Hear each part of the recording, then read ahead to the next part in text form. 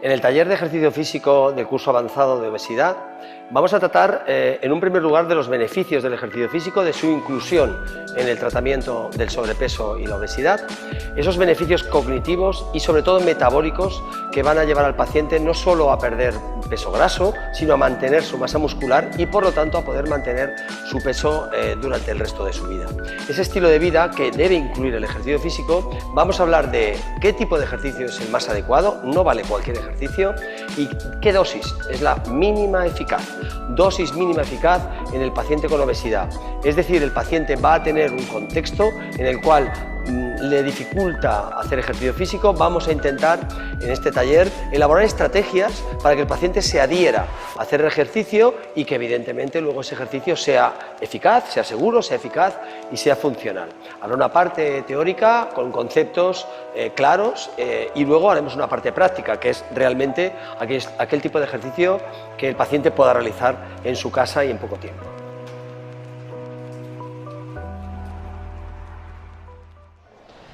Bueno, en cualquier momento de lo que vamos a ir hablando podéis preguntar y me podéis cortar, yo hablo demasiado a veces y es bueno que en cuanto surja la duda pues se diga. Yo soy bastante disruptivo, significa que creo que os voy a decir cosas que a lo mejor os chocan, ¿de acuerdo? Lo discutimos y lo vemos. Todo lo que yo voy a hablar no lo digo yo, lo dice la ciencia, o siempre vais a tener la evidencia científica, los artículos de análisis o revisiones sistemáticas correspondientes, y en el ejercicio, bueno, pues hay mucho que decir.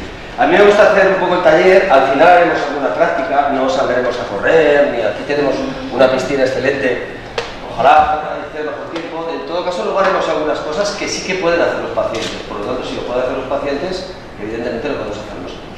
No se suda, en todo caso sí que creo que vivenciar determinados ejercicios demuestran ciertas posibilidades o ciertas carencias del profesional y hace que finalmente se crea mucho de los mensajes, ¿no?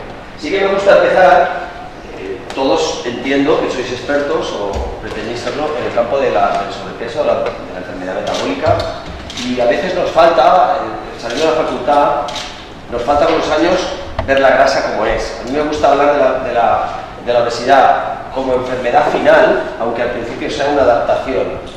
¿De acuerdo? Esa adaptación es una alostasis al entorno mesogénico que tenemos, pero esa alostasis, que es en principio una adaptación a ese medio, acaba siendo un problema cuando hay un exceso. Y se llega a esto. Esto es una autopsia de una mujer con obesidad mórbida. ¿Por qué enseño esto?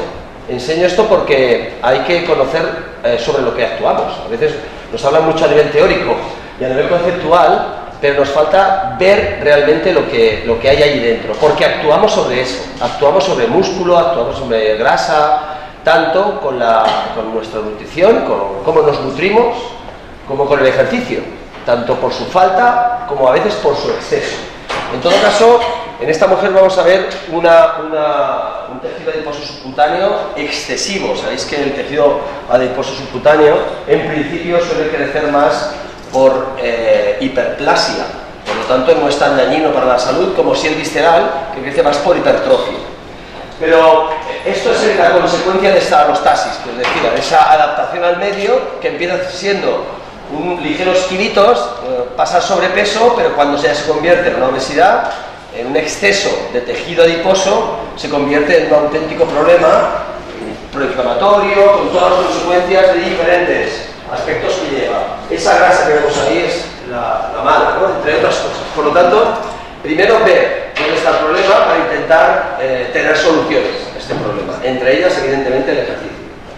Porque es posible, todo es posible. Es decir, hay mucha gente que lo da mira, esto es genético, esto es imposible, yo he probado mil cosas, yo he hecho mil tipos de ejercicio, pero al final sí que es cierto que hay personas que se sobreponen a este estado proinflamatorio, que es la obesidad, y llegan a tener pues cierta salud, evidentemente con las operaciones que sean, con el estilo de vida necesario, pero que en definitiva no podemos permitir que se diga que no tiene solución, porque sí que la tiene, ¿sí? Aunque sea compleja. Y la primera discusión es, bueno, papá o mamá, dime, ¿qué es más importante, la dieta? Yo sé que estoy con esta discusión, soy profesor universitario, estamos en clase con la misma discusión. Pero ¿qué es más importante, la dieta o el ejercicio? Papá y mamá, los dos. En principio, todos sabemos que con una dieta, sea una low, una very low, una proteinada, cualquiera, porque la nutrición es la ciencia más inexacta que hay, bueno, con un déficit calórico, el paciente puede bajar peso. Ya veríamos cómo está la composición corporal, si está perdiendo más músculo que grasa. Y con el ejercicio, evidentemente, tendrá un gasto calórico que acentuará eso. Por lo tanto, no dejemos que el paciente crea o entienda que bajar de peso se baja más con la nutrición, porque está claro que puede bajar más con la nutrición, pero también está claro que sin ejercicio va a volver a subir, va a rebotar. Y voy a explicar brevemente en algunas diapos por qué. Es porque, evidentemente, porque pierdes masa muscular, donde están las mitocondrias, que es donde se betaoxida el ácido graso. Si yo permito perder esas chimeneas que tenemos, donde se betaoxida el ácido graso y donde se metaboliza gran parte de la glucosa, pues en el momento que vuelva a normocalórica, evidentemente el paciente rebota y incluso mucho más que antes, porque ha perdido chimeneas de las que tenía. En definitiva, tenemos que intentar siempre, en cuanto al estilo de vida, que ya sé que es difícil, que el paciente logre nutrirse bien y que el paciente haga ejercicio. Lo que nos toca hoy es decir qué ejercicio. No vale cualquier ejercicio, igual que no vale cualquier alimento, porque hay alimentos, hay mucha gente sobrealimentada y malnutrida. Por lo tanto, habrá que ver qué alimentos le proporcionan ciertos nutrientes, igual que qué ejercicio, dado que mi paciente no tiene tiempo, no tiene ganas, le duele la rodilla, tiene una hernia discal y le duele el hombro, ¿qué le puedo ofrecer? ¿Qué dosis mínima eficaz le puedo ofrecer? Por lo tanto, es lo que vamos a intentar tratar en este taller. Y no nos tenemos que dejar engañar, ni por la industria alimentaria, ni por aquellos que dicen que, bueno, que el ejercicio simplemente provoca gasto calórico, y porque yo, cuando los alumnos de la universidad me hablan de calorías, lo primero que les digo es que ¿qué es una caloría? Le pregunto al que me interpela sobre las calorías, le digo que ¿qué es una caloría? Y cuando no sabe qué responderme, porque no sabe lo que es una caloría, pues le digo, bueno, pues aprende lo que es una caloría y luego hablaremos de lo que es gasto calórico y qué representa una caloría dentro del cuerpo, tanto en formato gasto como en formato ingreso, ¿no? Por lo tanto, vuelvo a repetir, adecuada nutrición y movimiento. No se trata de comer menos y de comer mejor, no se trata de hacer más ejercicio, sino de hacerlo mejor. Por lo tanto, seamos eficaces en esto, para eso estamos bien. Y además la ciencia ya lo respalda. La ciencia respalda intervenciones a nivel de dieta, todo tipo de dietas, una y otra, y intervenciones de ejercicio solo o intervenciones con las dos, donde hay dieta y ejercicio, y siempre el tratamiento de mayor éxito es el de dieta y ejercicio. Por lo tanto, eso, algunos pensarán, bueno, ya dime algo que no sepa, vamos a ir avanzando. Eso es lo que está claro. Por lo tanto, siempre mejor dieta de ejercicio que dieta sola o ejercicio solo. Dicho esto, hay quien también nos dice, bueno, es que por el sobrepeso hay peligro. Yo no puedo por mi sobrepeso, yo no puedo hacer ejercicio porque me duele la rodilla, yo no puedo hacer ejercicio porque con este peso me puedo hacer daño.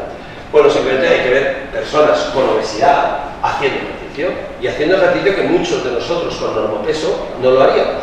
Por lo tanto, sí se puede, parece un eslogan, en los tiempos que estamos, sí se puede, pero lo que hay que ver es qué ejercicio y en qué dosis, aplicado a la persona.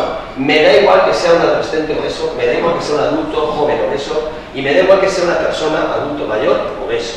En principio tenemos personas y lo que hacemos es adecuar el ejercicio al contexto, al entorno personal y al contexto patológico de ese paciente. Me da igual la edad, ¿sí? Por lo tanto, siempre es posible. Y volvemos de nuevo a la misma solución. De lo que se trata es saber qué ejercicio es el que le va a mejorar a mi paciente, en función de la enfermedad que tiene, de la patología que tiene y en qué dosis. Dicho esto, evidencia científica hay mucha de mucho. Por lo tanto, tenemos el típico profesional que dice lo que ya sabe mi abuela. Camina, sale al aire libre, saca a pasear al perro. Bueno, eso son recomendaciones de actividad física, no de ejercicio físico. Está claro que moverse es mejor que no moverse, pero no estamos... Si yo fuera dietista le diría, coma usted saludablemente en la consulta. Digamos, ya, dime qué significa eso. Dame una dieta y dime qué alimentos y en qué timing los como, ¿no? Pues, y en qué cantidad. Pues el ejercicio es igual. No me vale, saca a pasar al perro. Sacar a pasar al perro va muy bien para el perro. Para el paciente le puede ir bien a nivel psicoemocional, vitamina D, le da el sol, le podemos buscar beneficios, claro que los tiene, mucho mejor que quedarse en casa. Pero para la obesidad, ninguno. ya os adelanto, caminar, me voy a caminar media, me voy a caminar 3/4, para resolver el estado proinflamatorio de un paciente no sirve. No sirve para nada, sirve para otras cosas, ¿sí? Pero no sirve para resolver lo que buscamos, algo eficaz para la obesidad. Luego os diré por qué. Por lo tanto, lo que sí que tenemos claro es que ya hay mucha evidencia científica. Esto es un metaanálisis de Saltin, de Pedersen Saltin, de hace un par de años, donde el ejercicio tiene que formar parte del tratamiento en 26 patologías. Y os remarco la obesidad, con un nivel de recomendación A en patogénesis, A en sintomatología, A en actitud y A en calidad de vida. Por lo tanto, lo que no podemos es discutir si ejercicio sí o ejercicio no. Ejercicio sí, si queremos que nuestro paciente tenga éxito, el tratamiento que tenemos con él tenga cierto éxito. Si no, pues tendrá menos éxito, está claro, o ninguno. ¿Sí? Es genética. La obesidad es genética. Bueno, pues yo encuentro en Nature este artículo que me dice que el ejercicio físico reduce en un 75% la predisposición genética. Y además está hecho con 17.400 personas de 6 grupos étnicos, porque a ver, los estudios se van a americanos, otros africanos, otros a japoneses o asiáticos. Y bueno, al final, los importantes son los que distribuyen en diferentes grupos étnicos. Y las conclusiones es que se cambia la metilación y el patrón de expresión en la retina. Por lo tanto, en un 75%. Por lo tanto, puede tener una parte genética. Pero también es cierto que los animales domésticos de las personas obesas son obesos. Y cuando adelgaza la persona obesa, también le adelgaza el perro o el gato. Eso también no tiene ninguna genética igual. ¿Sí? Incluso encontramos estudios con gemelos monocigóticos con diferentes estilos de vida, ¿sí? Con lo cual nacen con exactamente los mismos genes, la misma identidad genética, y el estilo de vida los lleva hacia un lado o hacia otro. Por lo tanto, la genética sí como algo más, pero no nos sirve nunca como, no voy a hablar de excusas, pero como un componente que me predispone y que yo no puedo salir de él. Sí, se puede, por lo tanto lo que hay que hacer es cambiar el estilo de vida. Pero también hay que saber de fisiología de la obesidad relacionada con el ejercicio. Y resulta que un mismo ejercicio va a provocar adaptaciones o respuestas diferentes en una persona con obesidad, en una persona con sobrepeso, que es diferente, y en una persona con normopeso. Por lo tanto, el mismo ejercicio provoca respuestas diferentes. Como no estamos aquí, si no estamos tratando de un paciente que está aquí y que lo podemos llevar hasta aquí y podemos volver a hacer otro tipo de ejercicio, y luego lo llevamos aquí y le dejaremos un ejercicio como estilo de vida principal para que no vuelva para atrás, tenemos que saber qué ocurre aquí, sobre todo lo más importante, que es lo que os voy a explicar ahora. ¿Qué ocurre en esta persona con obesidad para que la respuesta al ejercicio sea diferente de otros? Primero, que tiene un exceso de grasa intramuscular. Ya no hablamos de la grasa subcutánea, ni de la visceral, ni de la intraperitoneal, ni de la extraperitoneal, sino de la intramuscular. Nos encontramos con que yo os diría que el 96% de obesos, de personas con obesidad, tienen esteatosis muscular, tienen un exceso de grasa intramuscular. ¿Qué ocurre con ese exceso de grasa? Que se puede ver aquí, las gotas de grasa. Que esta grasa está muy cerca de esas chimeneas que decía antes, de las mitocondrias. Por lo tanto, claro, cuando una persona hace algún tipo de ejercicio que sea o se mueve, lo primero que utilizan las mitocondrias es esta grasa, ¿sí? No va a buscar ni la grasa visceral, ni la grasa subcutánea, ni otro tipo de grasas, porque tienes muchísima aquí, al lado de la chimenea. Tienes un montón de leña al lado de la chimenea. Por lo tanto, no esperes que se gaste otra leña. Hay que limpiar esto. Hay que limpiar este exceso de triglicéridos intramusculares. Que fijaros que hay una paradoja, porque entre atletas maratonianos y gente que hace mucho deportes de larga duración, también tienen este exceso. Pero es por eficiencia, porque les interesa ir rápido a la hora de metaoxidar estos ácidos grasos, y no tienen grasa, un exceso de grasa en el resto de depósitos. Por lo tanto, la paradoja es que esto ocurre en deportistas de alta competición, pero ocurre en el campo de la obesidad porque se ha ido acumulando en otros sitios. Y al final se acumula aquí, y esto nos lleva a un estado que se llama de glicolipotoxicidad. Es decir, este exceso de grasa intramuscular no permite eficacia en la metaoxidación de los ácidos grasos. Por tanto, haciendo ejercicio, tú tienes tus chimeneas que no oxidan los ácidos grasos que tú quieres, ¿sí? Y esto es un problema en el campo de la obesidad. Es un problema porque no me sirve cualquier ejercicio. Hay que buscar el ejercicio que más beta-oxide estos ácidos grasos para limpiar esto y para poder empezar a metabolizar adecuadamente el resto, ¿sí? Si no lo limpiamos con el ejercicio adecuado, nunca conseguiremos resolver este estado de hipotoxicidad. Y esto se da incluso con cirugía bariátrica, Gente que hace cirugía bariátrica, lo adelgaza y vuelve a rebotar porque tiene un problema aquí. No tiene un problema de donde le están quitando otra grasa, sino de aquí. Por lo tanto, en composición corporal, supongo que esta mañana con Diego Bellido han visto un taller súper interesante, hay muchas cosas que decir, pero a nivel de ejercicio muchas veces se habla solo de dos compartimentos, ¿no? El tejido graso y el tejido que no es graso. Vamos a decir músculo, que va íntimamente unido con hueso. Músculo y hueso son hermanos, ¿verdad? Donde siempre van juntos. Más músculo, más hueso. Menos músculo, menos hueso. Pierdo músculo en una dieta Griló o una hipocalórica, pierdo hueso. Van juntos, ¿sí? A partir de aquí, ¿qué podemos hacer? O busco un ejercicio que me gaste mucha grasa, o busco un ejercicio que me mantenga masa muscular. Como en principio lo ideal sería estar trabajando dieta y ejercicio, y por lo tanto somos un equipo, hay dietistas, nutricionistas y hay otros expertos que predisponen al paciente a hacer ejercicio, dejemos cada uno que haga su función. Como si en el Barça o en el Madrid o en un equipo de fútbol los defensas estuvieran atacando junto con los delanteros. Los defensas son defensas, los delanteros son delanteros y los medios son medios, y el portero portero. ¿Qué significa eso? Que la grasa va a ser atacada con una adecuada dieta, ¿sí? La que sea, la que toque, la que en ese momento se esté haciendo, la más adecuada para ese paciente. Ataca esa grasa. Mediante dieta no se puede mantener tejido muscular.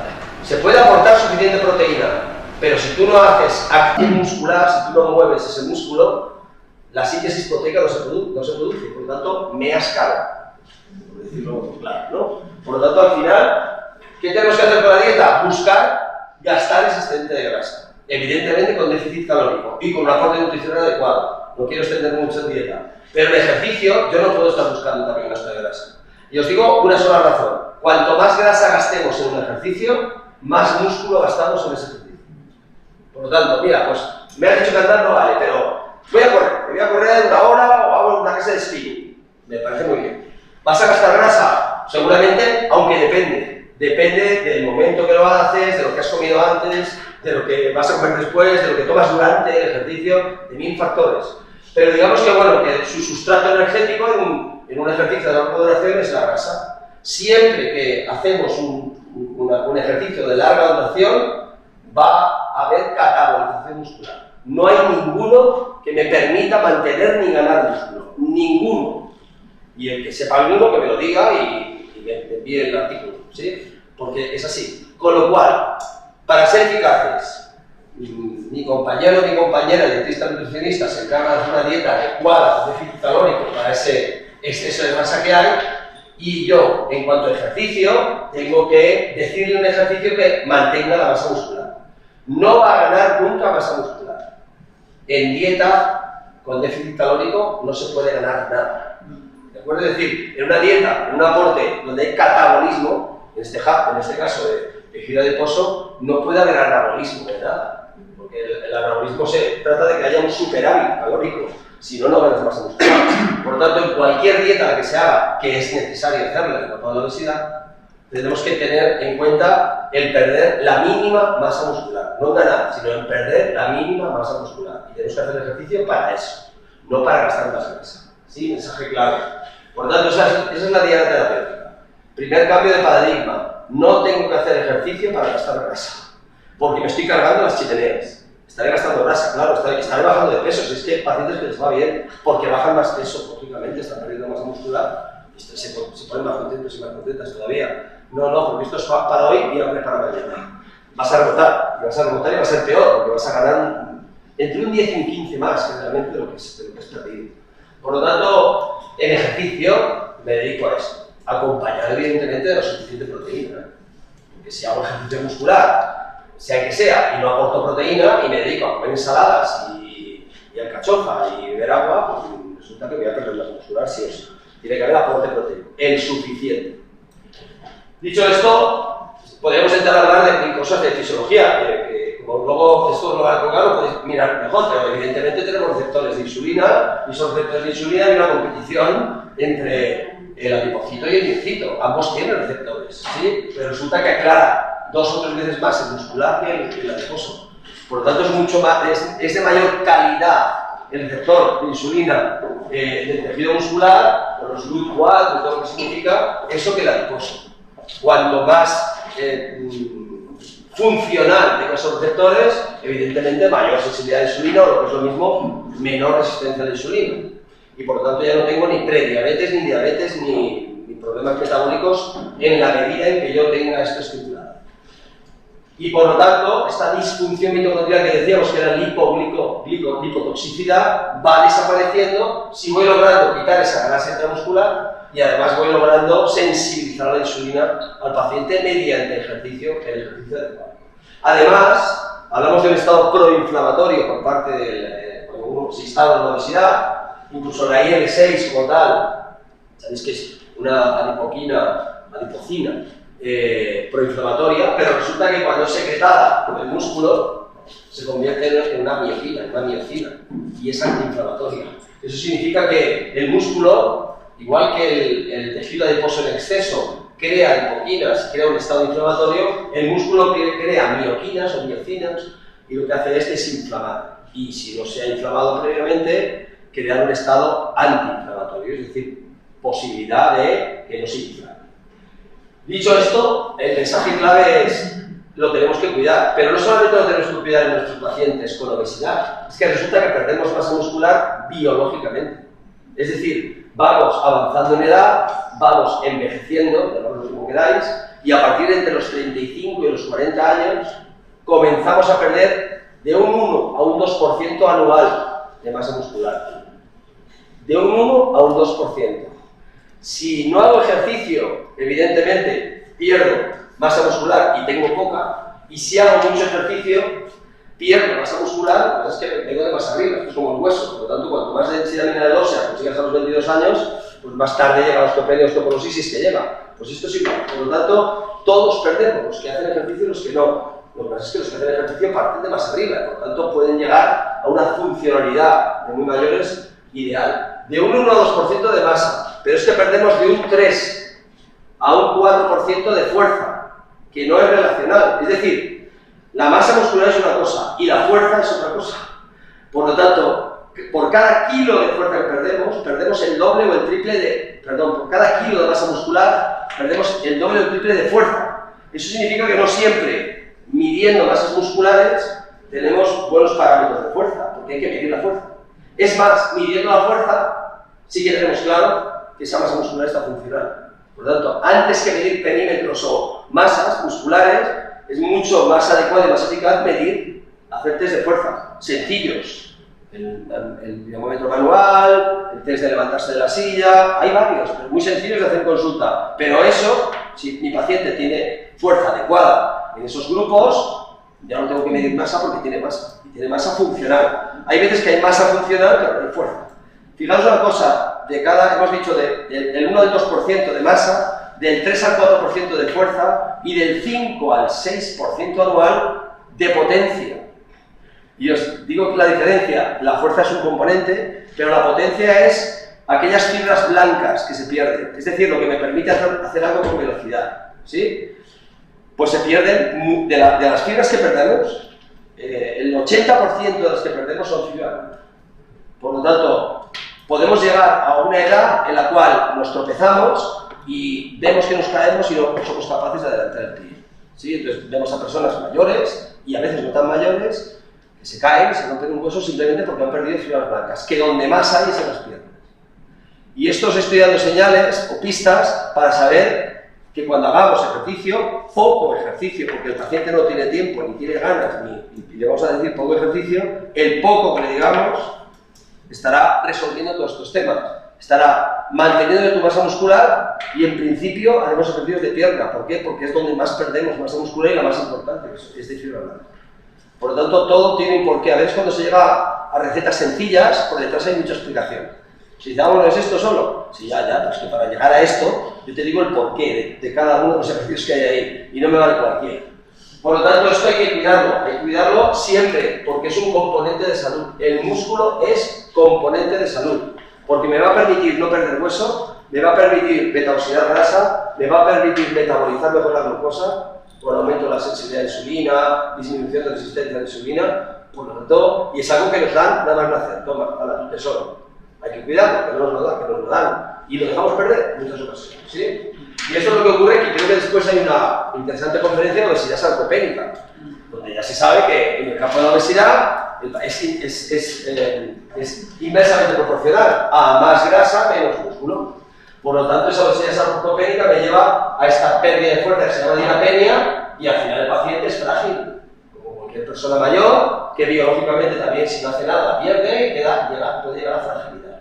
Por lo tanto, lo que tenemos que evitar en nuestro paciente, cuando hablamos de calidad de vida, es precisamente esto, que llegue a ser una persona frágil. Eso es lo que tenemos que evitar. Ya no estamos hablando de resolver el exceso de grasa como tal, porque hay veces que hay operaciones quirúrgicas que resuelven problemas de grasa, de exceso de grasa, pero no resuelven calidad de vida, porque el paciente sigue sin tener fuerza, sigue perdiendo masa muscular y hueso, y el paciente no se puede levantar, y le has quitado 30 kilos, y no se puede levantar, porque no has trabajado la fuerza, y sigue perdiendo fuerza.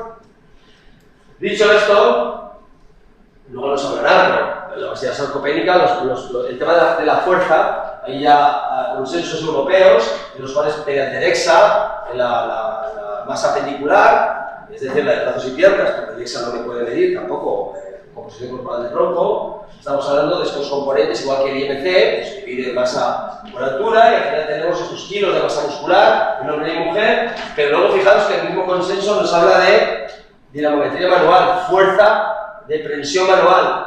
Si tenemos un hombre con menos de 30 kilos en un aparato de prensión manual que lo venden en los chinos, es decir, no es un aparato que haya que pedir, se vende en los chinos, menos de 30 empezamos a tener un problema. Y de hecho hay muchísimos estudios que correlacionan la pérdida de fuerza de prensión manual con mortalidad y morbilidad. Directamente, la relación. Ya sabemos que correlación no significa causalidad, pero que al final se correlaciona. Y finalmente, no solamente fuerza, sino función. Y es fácil. Quien no sea capaz de caminar a más velocidad de 0,8 metros por segundo, pues ya tiene una sarcopenia galopante, ¿sí? 0,8 metros por segundo. Por lo tanto, en cualquier pasillo de consulta se miden 4 metros y se cronometran 4 metros, a ver, lo más rápido que podamos andar. Y si va a menos de 0,8, tenemos una sarcopenia galopante de las piernas. Y eso le va a poner consecuencias, ¿sí? Por lo tanto, hay formas relativamente sencillas que pueden ser mediante DEXA, que queda muy bonito y es con estándar, pero vamos, que en cualquier consulta uno hace dinamometría manual o caminar rápido y está viendo cómo está mi paciente de masa muscular, pero sobre todo cómo está de fuerza. Entonces, dicho esto, cualquier ejercicio posee la misma capacidad de generar mejoras de composición corporal, es decir, de pérdida de grasa, pero sobre todo de mantenimiento muscular. Pues no, el ejercicio no. Por lo tanto, no me vale ya recomendar muévase. No vale recomendar vaya usted a caminar, haga algo, porque eso es, vuelvo a repetir, es como si un dentista te dice come saludablemente, bebe agua, no tome sal. A eso no voy a dar consulta, eso ya lo sé, eso ya lo sé. Por lo tanto, dime algo más. ¿Qué tipo de ejercicio y qué dosis? Eso es lo que vamos a ver ahora. Sobre todo vamos a ver dosis mínima eficaz. Dosis mínima eficaz, ¿sí? Alguna cosita más, que siempre es interesante. Miostatina es inhibidora de la síntesis proteica, la miostatina. Bueno, pues resulta que las personas con obesidad tienen miostatina elevada. Se sabe que las personas con obesidad tienen una miostatina elevada, que por lo tanto tienen una resistencia a la síntesis proteica. Exactamente igual que las personas mayores. Yo me dedico a personas con obesidad, pero me dedico también a personas mayores, porque son exactamente igual, la misma patología. Pierden masa muscular, tienen miostatina elevada, pierden función, está pasando igual. Por lo tanto, las personas con obesidad son personas viejas, pero mucho antes, como 20 o 30 años antes, ¿sí? Bueno, ¿y qué hago yo con la miostatina? Pues resulta que la miostatina se inhibe estimulando calpastatina. Sé que suena, bueno, la calpastatina. Y se sabe que el ejercicio de fuerza, no el de cardio, sino el de fuerza es el que estimula la calpastatina. Por lo tanto, una de las herramientas para disminuir esa excesiva presencia de miostatina es el ejercicio de fuerza. Y a eso vamos, ¿sí? Alguna cosa más, mirad, supongo, no sé si conoceréis, pero hay cascadas moleculares que son súper interesantes, solamente pongo la de agua. Tenemos la cascada de la AMPK, que es la cascada de catabolismo, cuando uno gasta su AMP, su androsín monofosfato, pues aparece la AMPK, pero también tenemos la vía emetor, que es la vía que anaboliza, es la vía que crea, porque como mínimo es anticatabólica.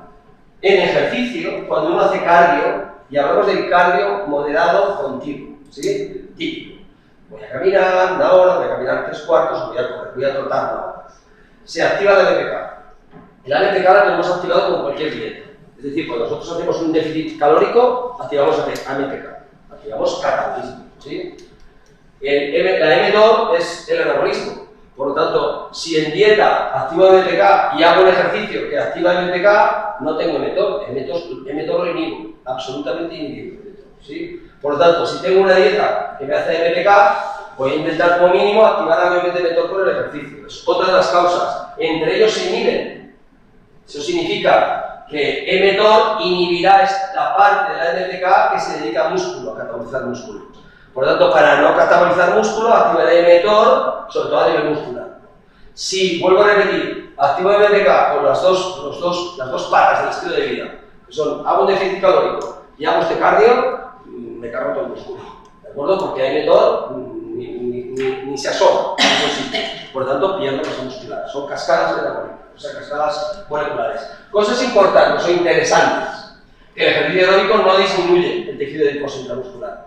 No disminuye el tejido adiposo intramuscular. En cambio, el intermitente, como el de fuerza, sí. ¿Por qué es como el intermitente no es como fuerza? Porque uno puede hacer cardio, lo que se llama cardio HIIT. Es decir, puede hacer un esfuerzo intenso, caminando un minuto muy rápido y luego descansar. Caminar otro minuto muy rápido y luego descansar. Ese tipo de cardio, que claro, solo lo hace gente que esté acondicionada por el cardiovascular, es intermitente, por lo tanto eso sí que logra mantener masa muscular, etc. ¿Sí? Pero para hacer ese tipo de ejercicio, nuestro paciente tendría que ser activo, tendría que ser una persona no sedentaria. La mayoría de pacientes que tenemos en la obesidad son sedentarios, no todos, pero la mayoría sí. ¿Sí? Con lo cual el intermitente es mucho más fácil hacer cualquier ejercicio de fuerza como los que os propondré en este taller. ¿Sí? Pero además, hay una cosa importante, que es que el intermitente disminuye apetito, y esto es importantísimo. Tenemos ahí el hipotálamo de nuestro paciente diciéndole todo el día que coma, llamarle como queráis, hambre emocional, hambre física, llamarle como de mil formas. Bueno, pues el ejercicio aeróbico moderado aumenta apetito. De hecho, os diría que incluso en el medio donde lo hagas también cambia. Si haces el medio acuático, el agua crea apetito, aumenta apetito. Supongo que nos pasa a todos. Uno sale vestido de la playa y tiene hambre, aumenta, baja la glucosa y aumenta el apetito. En el medio terrestre no, menos en el agua, pero ya en el medio terrestre el continuo, el aeróbico moderado aumenta, en cambio el intermitente disminuye el apetito y por lo tanto es otro punto a favor para el ejercicio de fuerza.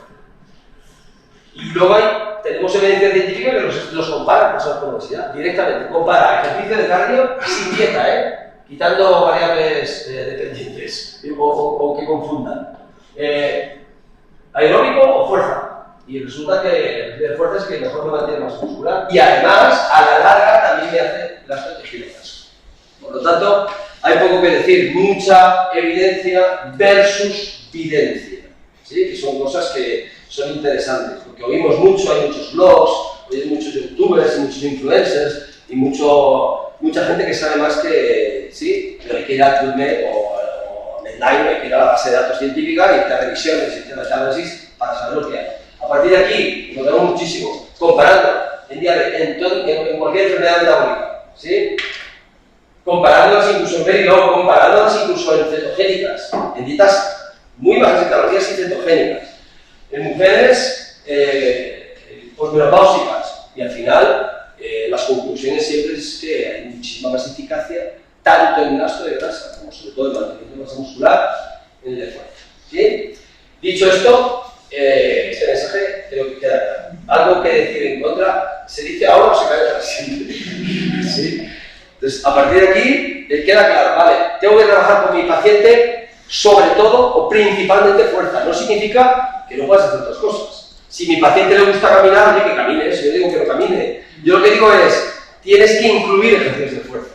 Porque si solamente caminas, o solamente haces tu aeróbico, o solamente haces tu zumba, o solamente te vas al agua, pues sorprende el agua. Yo tengo luchas, porque claro, en el agua se encuentra muy bien el paciente obeso, con obesidad. En el agua no es un paciente obeso, porque en el agua no tienes gravedad. Entonces, si lo envías a la luna, ha dejado de ser obeso, porque no hay gravedad. Entonces, al final lo que nota el paciente es la gravedad. Si le quito la gravedad, claro que se encuentra bien. Pero es que sale del agua, porque no es un pez. Sale del agua y vive fuera del agua. Y cuando sale del agua, ¡pum!, vuelve a sentirse otra vez mal y pierde fuerza. Por lo tanto, puede tener ganancias en el agua de otros tipos de sistemas. Yo no digo que no, pero que no es eficaz a la obesidad. ¿Sí? Bueno, por lo tanto, hay que tener la fuerza. Vale, pero aquí tenemos otro problema. Y el problema es la realidad. Vale, ya sabemos lo que hay que hacer. Bien. ¿Y ahora qué? Ahora llego a la clínica y ahí tengo al paciente y me dice el paciente, ¿qué me estás contando? Tengo que hacer ejercicio. Entonces, la realidad es que tenemos una persona como cualquiera de nosotros, de los que aquí no hagan ejercicio, que supongo que no habrá ninguno, o sea que todos lo hacéis. Pero si hubiera por casualidad algún profesional que hiciera ejercicio, cada persona y tendrá su entorno, y tendrá su contexto y sus componentes para no hacerlo, por lo que sea. ¿No? Yo no digo excusas, tendrá su justificación para no hacerlo. Por lo tanto, nuestro papel no es culpabilizar al paciente, es darle soluciones al paciente. Lo que no podemos es decir, lo que no podemos es entrar en iatrogenia, en decirle al paciente, tiene usted que hacer ejercicio, haga media hora de ejercicio cada día, vaya al gimnasio, contrate una terapia personal, vale, lo intento, se va, vuelve a la siguiente consulta, ¿qué ha hecho ejercicio? No puedo, no tengo tiempo, me duelen las rodillas, me encuentro cansado, cansada, venga, haga usted 30 minutos de ejercicio, vaya usted, o sea, si vamos a decir siempre lo mismo, se encuentra con un muro, no estamos dando ninguna solución. Si el paciente no puede, te tiene que decir por qué no. Y si es por falta de tiempo, pues le haremos un ejercicio de 8 minutos o de 10 minutos, que los hay. ¿Tiene usted 10 minutos? Sí. Pues vamos a hacer este ejercicio. Vuelve al siguiente día. No he podido, ¿por qué? ¿Por falta de tiempo? No, porque me duele la rodilla. Ah, que me duele la rodilla, no se preocupe. Va usted a hacer estos tipos de ejercicio que la rodilla no se implica para nada. O sea, al final tenemos que dar soluciones. Si uno no sabe, lo deriva. O busca quien se lo pueda solucionar. Si uno realmente piensa en el paciente, tiene que buscarle soluciones. Lo que no puede decir siempre lo mismo, porque eso es tirar algo de fuera. Hay que hacer ejercicio, muévase, y si no sabe de nutrición, pues también coma bien, y yo al final es un dispensador de pastillas. Por lo tanto, entendiendo la causística que tiene el paciente y el entorno, vamos a intentar ofrecerle soluciones. Por lo tanto, para ofrecer soluciones, ¿qué hay que hacer? Pues pensar como paciente. No podemos pensar como médicos o como expertos. ¿Por qué? Pues porque a ti te dicen que tienes que hacer ejercicio, nos han dicho que hay que hacer un mínimo de 150 minutos semanales de ejercicio vigoroso, que nunca he entendido lo que significa eso, el vigor, nunca he entendido. Ejercicio vigoroso. Pero dime algo más, ¿no? ¿Qué es ejercicio vigoroso? Tú estás hablando de los MEDs. ¿Pero qué es un MED? Es que esto me hablan en chino. Entonces, al final, claro, no te interesa ni estar informado, porque lo que te explican no lo entiendes, ¿sí? Y además que no tiene entendimiento. A mí cuando me explicaba en la facultad, cuando yo era joven, me explicaba esa cosa y decía, pero no lo entiendo, tengo que estar calculando MEDs, tengo que estar diciendo de 150 minutos, ¿y cómo distribuyo los 150 minutos? ¿Que los haga un día o cómo va esto? ¿Y de qué ejercicio? Por tanto, hay que pensar como paciente, y eso es lo difícil, y os lo habrán dicho mil veces, hay que ser empático, claro. Empezando por ser muy amable y entender los problemas. ¿No tiene usted tiempo? No tiene tiempo. No hace falta decirle. El día tiene 24 horas. 8 son para dormir, 8 para trabajar y 8 para hacer lo que te da la gana. Tiene usted que tener tiempo. No, pues eso es como el dinero. No tengo dinero. Coño, hay dinero. Búscalo. Ya, pero... Es que claro, eso es decir a la regla. No, si el paciente no tiene tiempo, no tiene tiempo. Hay que darle un tipo de ejercicio que ocupe poco tiempo. Ya está, eficacia. ¿Sí? Información, siempre positivo. Yo, si los que habéis escuchado alguna vez, siempre pongo el mismo sketch, pero es que yo una vez que lo veo, me hace gracia, no todo. Pues muy bien, don Arturo. ¿Qué tal se encuentra usted? No, estoy mejor. No sé si querrá hacerme alguna pregunta, Se tengo que cuidar mucho a partir de ahora. A ver, a partir de ahora lo que usted tiene que vivir es como ha vivido siempre, vida normal y no, eso sí, excesos, tabaco, alcohol, vamos a intentar eliminarlas. Sí, eso ni tocarlo, ¿no? Tocarlo, pero por lo demás ya le digo, vida normal. ¿Puedo comer de todo? Sin ningún problema. ¿Y las grasas? Mejor no. Me ocurre muchísimo menos la bollería, que son grasas saturadas, pero por lo demás, vida normal. ¿Y las carnes? Las que quiera, menos pollo, ternera, cerdo, cordero y pescado, hínchese. Pero entonces tengo que hacer una dieta vegetariana. Bueno, que ese término vegetal vamos a intentar desecharlo, ¿de acuerdo? Todo lo que huela vegetariano, mejor ir olvidándonos. Pero entonces vida normal. Vida. Y eso sí, intente evitar refrescos con gas. Y sin gas también. O sea, lo mismo que sin gas, ¿no? Con gas. Ya, ¿y tés y cafés? No. ¿Y leche? No. O sea, que la vida. Vida normal. Disfrute, no se constreña. A ver, no hay refresco, ni té, ni café, pero por lo menos podré beber agua que es buena para el riñón. El agua, si no tiene mucha sed, mejor vamos a beber poca. Es más, le pediría que hasta que no vuelva aquí a la consulta dentro de 2 años, no beba más. Pero oiga, si hago ejercicio y ve la sed, tendré que beber. Mejor quietecito. Pero por lo demás, vida normal. Pues he salido a tomar el fresco a la De calle. todos sin nadas. ¿Dos innovaciones? Una por la mañana y otra por la noche. Pulmón se marcha. Sí. Si se administra bien, llega. ¿Y si no administro? No. O sea, que vengo si no administro. ¿Llega? Si no administro, No, tranquilidad, ¿verdad? Vida normal. No, o sea, de movimientos nada que los corta el tiempo. Tranquilito, si es posible, tumbado. Pero oiga. No, ni hablar. A ser posible, parpadeo. Y nada. A vivir, que son 2 días. Por lo demás, vida normal. El negativismo, ¿no? El decir, bueno, como no sé qué decirle, mejor que no lo haga. No sé qué decirle del ejercicio, no te muevas. Si te duele la rodilla, mejor no hagas nada. Si te tienes una hernia discal, no te muevas. ¿Sí? Es decir, ese negativismo lleva, claro, además es que muchas veces es lo que quiere oír el paciente.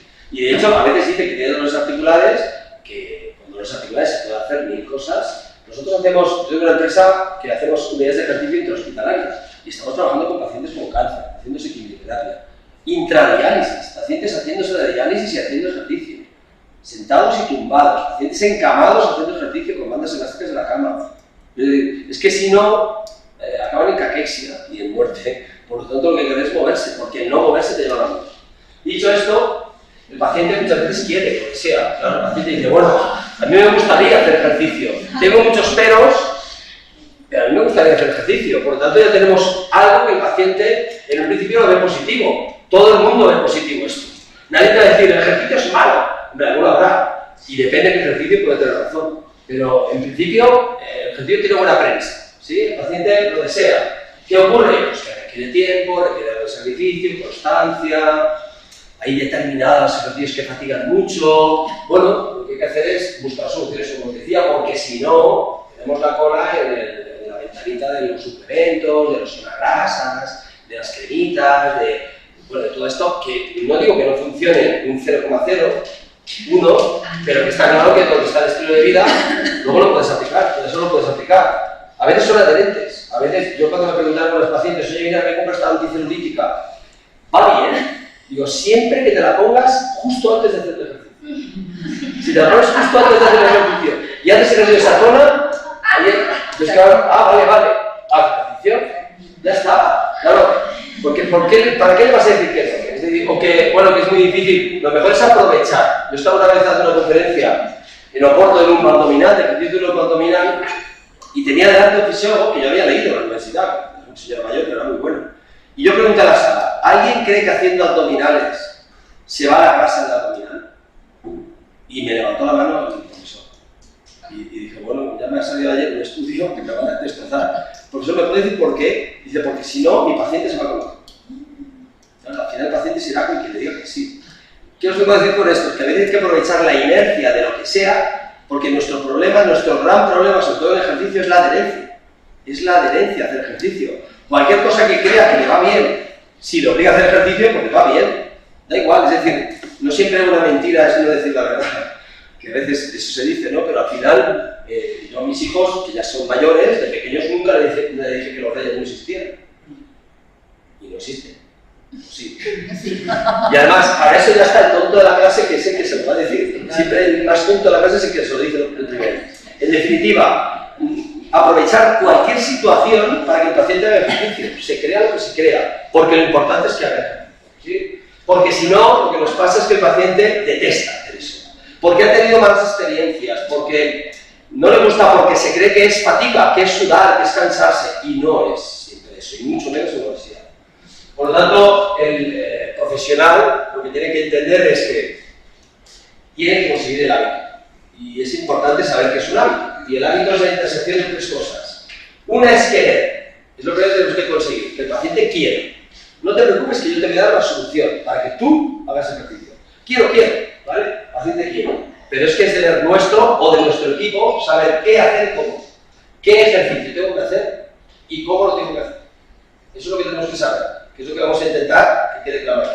¿Sí? El qué y el cómo. Pero eso es un hábito, no es otra cosa. Además tienes que saber que un hábito tarda 66 días de media en ser hábito.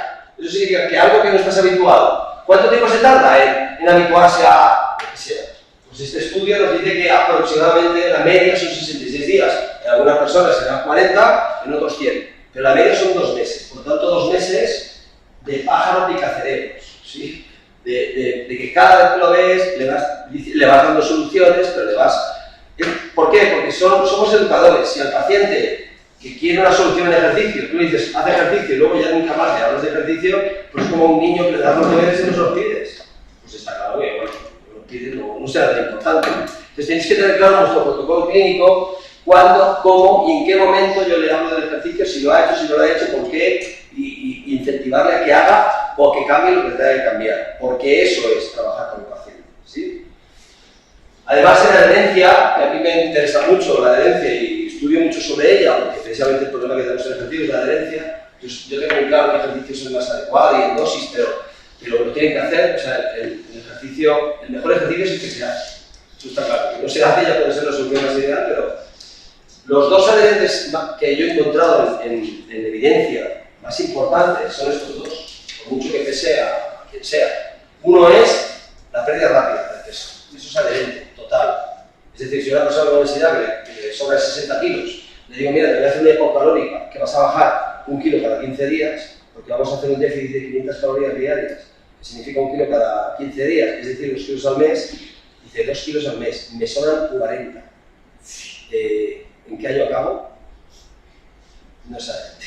¿Vale? Entonces, lo digo porque esa es la realidad. Otra cosa es que por eso están triunfando tanto cirugías bariátricas y dietas very low, donde se baja rápidamente. Eso sí, con control médico. Tiene que haber control médico, tiene que haber un equipo que esté trabajando sobre eso. Si no, el éxito es mínimo. El éxito es mínimo, ¿sí? Y adherencia al ejercicio. ¿Cuándo se adhiere al ejercicio? Cuando ve que le está sirviendo para él.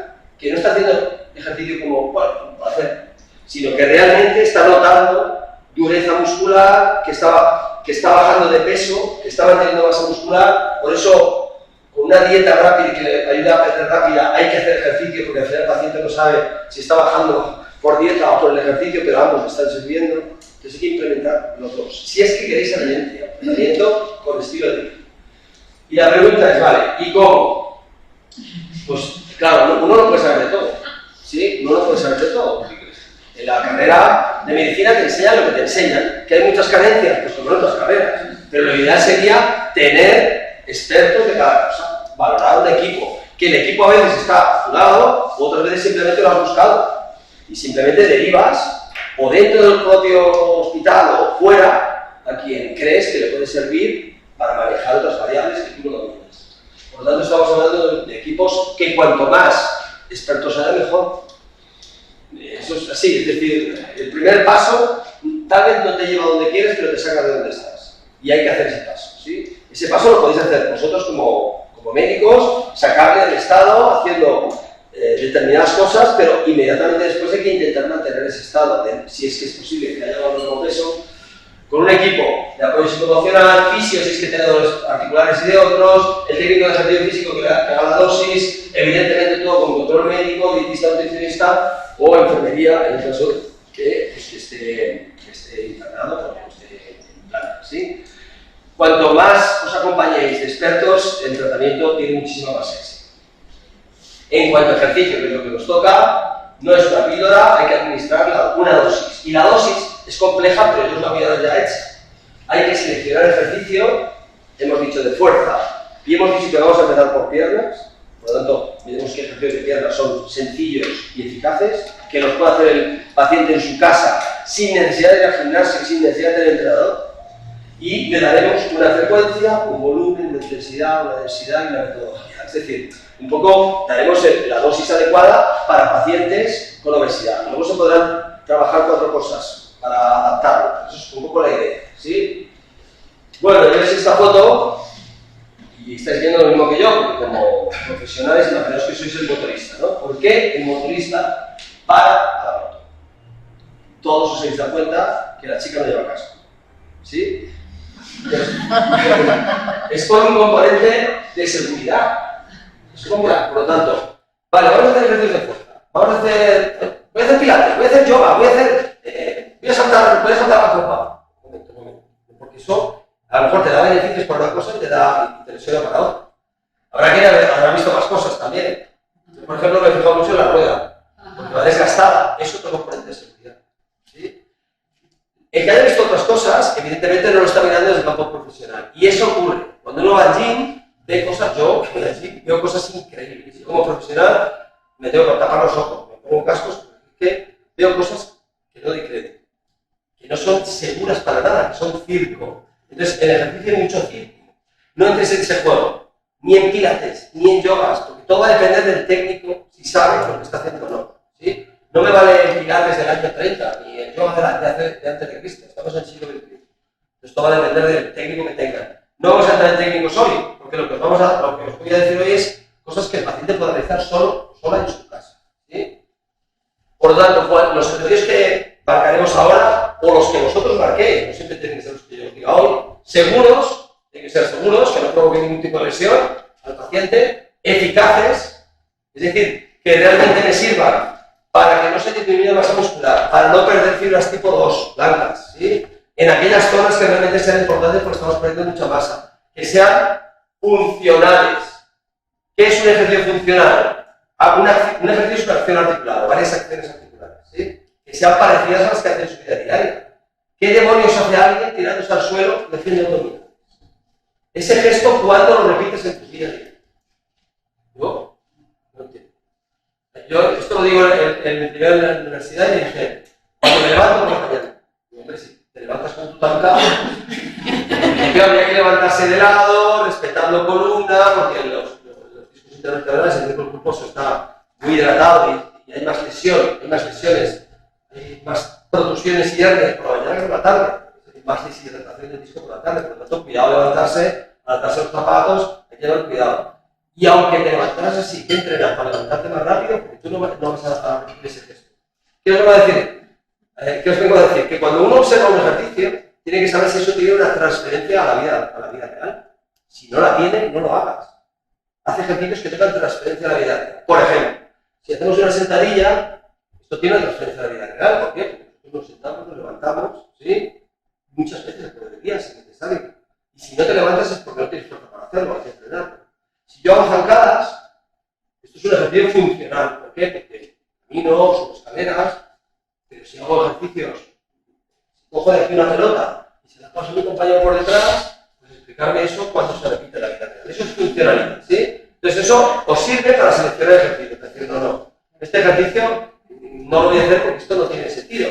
En mi vida, si yo soy tenista y me dan una pelota de fútbol y estoy con la pelota de fútbol y digo, oye, mira, que yo soy tenista, me hago una raqueta, y yo la pelota de fútbol soy tenista. Pues lo mismo en la vida real, ¿sí? Aquí tenéis un ejemplo. Por ejemplo, hombre, más de uno estará viendo al técnico y dice, joder, se lo está pasando el hombre, con razón ha escogido esta profesión, ya se puede olvidar un poco, pero en fin, yo veo el ejercicio. Mirad lo que veo ahí. Es decir, este ejercicio, iba a hacer una palabra, ¿pero qué es? ¿Qué cojones es esto? Bueno, pues esto lo veis todos los días, es decir, todos los días, tanto en la tele, como en YouTube, como en muchos gimnasios, ves ejercicios que no tienen ningún sentido. Este ejercicio ni es seguro, ni es eficaz, ni es funcional. Por lo tanto, es una basura. Te puede lesionar. ¿Por qué? Porque muchos te dicen, no, es que aquí se gana flexibilidad de la espalda. Mira, la mayoría de nosotros tiene muy flexible la espalda. Tienes poco fuerte la espalda. Todas las personas que van haciendo esto, van relajando la espalda. Por lo tanto, todo aquello que podáis estirar fácil, no lo estiréis. Uno hace esto, oye, mira qué bien. Es fácil, claro, este músculo está muerto de risa, este músculo es lo que llamamos, está inhibido, ¿sí? Habrá que estirar el contrario, que es el que está restringido. Todo lo que sea fácil de estirar, no hace falta estirarlo, porque te lo está estirando la gravedad. Tenemos un mazo que nos está dando aquí, y si uno no hace nada, acaba como los abuelos, ¿sí? Entonces, si yo me viene un abuelo y dice, ¿qué puedo hacer? para mi postura. Y le digo, mire, estire, o haga esto. Uno sale así. ¿Os acordáis del POCI? Habíamos llegado a POCI por la tele. Entonces no tiene sentido. Si uno cuando está en el ordenador y está en esta postura, ya te pide el cuerpo justo lo contrario. Por lo tanto, vayamos a reforzar lo que debemos reforzar. ¿Sí? Y no hacer sandeces. Que puede estar bien para ocupar el tiempo, pero vamos, esto no tiene ningún sentido. Dicho esto, ¿cómo? Mira, yo en la experiencia, esto ya no es ciencia, la experiencia me ha dicho que hay 3 posibles estrategias para que el paciente haga ejercicio. Una es que los pueda hacer en su casa, que estén sencillos, ¿sí? Que no le obliga al gimnasio a salir, está lloviendo, hace frío, hace sol, hace calor, no en tu casa. Lo haces en tu casa, ¿sí? Segundo, que ocupe muy poco tiempo. Hablamos de cápsulas de 8 o 10 minutos, que las puedes hacer más. Tienes una de 8 minutos. ¿Tienes más tiempo? Haz otra. De otro grupo, haz otra y haz otra. Yo presento fichas de 4 bloques de 8 minutos. Pero si no tiene tiempo, me hace el primero, que es el de piernas. Ya está. ¿Vale? Por lo tanto, le doy posibilidad de que le ocupe 8 o 16 o 24 o 30 o 32. ¿Sí? Y luego, mientras la motivación estética. Yo nunca he dividido el tema estético con salud. No entiendo esa discusión. Si una persona se cuida su salud, inmediatamente tiene mejor estética. Y si se cuida la estética, tiene mejor salud. Otra cosa serán los extremos. No hablamos de los extremos, hablamos de los centrales, de la gente normal, de todo lo que está en medio, ¿sí? Por lo tanto, todo el mundo está preocupado por su estética, incluyendo nuestros pacientes. Por lo tanto, mi paciente, mujer, resulta que, mira, que tengo el músculo de la sal. Cada vez que he hecho sal me lo tengo que aguantar, o que llamo un taxi y puedo salir volando. ¿Qué hago con esto? ¿Qué hago con esto? Entonces, claro, aquí las mujeres tenéis un problema, que es que tenéis receptores estrogénicos en la dermis. Por lo tanto, no solamente tenéis flacidez muscular, sino flacidez dérmica. En todo caso, vamos desde el ejercicio a resolver la muscular y debemos de tonificación, es decir, fortaleza este músculo. ¿Por qué os digo esto? Porque si vamos a hacer algún ejercicio, como por ejemplo, no sé, flexiones en la pared, no digo en el suelo, que el paciente, la obesidad que aquí le cuelgan 40 kilos, 30 kilos puede hacer este ejercicio en la pared, ¿sí? O si en vez de hacer así, y es que lo hago así, todos juntos, está trabajando más esto.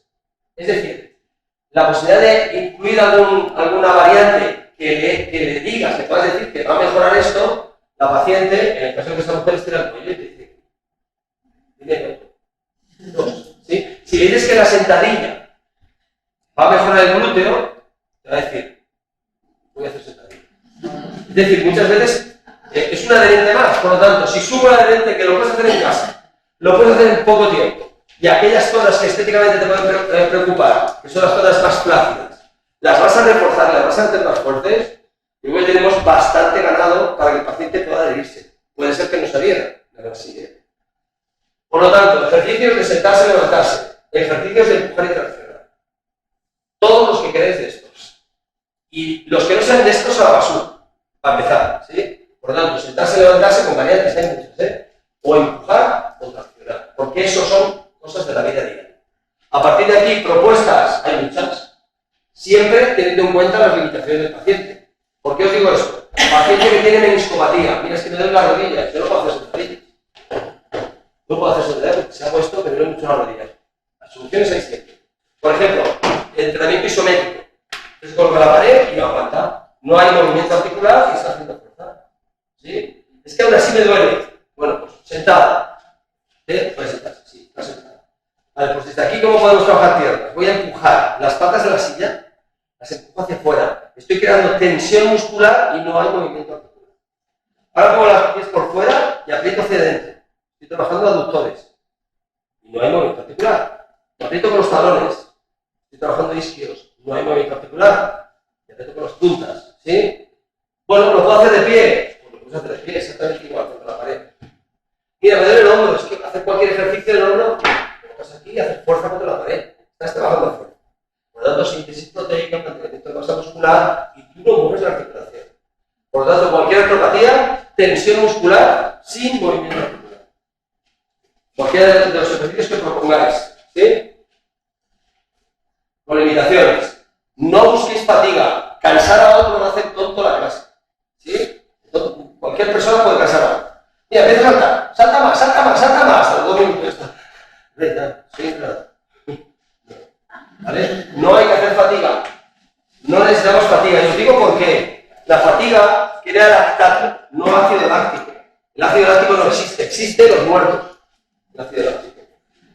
El rigor mortis viene por ácido láctico, pero lo que tenemos es el metabolito que es el lactato. El acúmulo de lactato, ya sabéis que por neoglucogénesis va al hígado y se reconvierte en glucosa. Por lo tanto, si estamos haciendo dietas very low o proteinadas o cetogénicas o incluso hipocalóricas, vamos a estar proporcionando un sustrato energético con fatiga. Es decir, fatigar a alguien está creando un sustrato energético. Si le creo un sustrato energético previo, no me está gastando lo que quiero gastar. Por lo tanto, no me interesa la fatiga para nada. Primero, porque no, fisiológicamente no me interesa. Y segundo, porque no es adherente.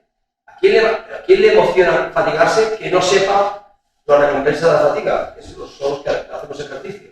Pero a una persona con obesidad sedentaria, que la fatigues, es decirle, no quiero hacer esto nunca más, porque estoy hecho una mierda. Yo he venido aquí a vivir 4 días, a mí déjame en paz, me moriré antes, me da igual, salta con esto. Por lo tanto, no fatiguéis. La frecuencia cardíaca y respiratoria tiene que estar tranquila. ¿Cómo lo consigo? Dejando suficiente descanso.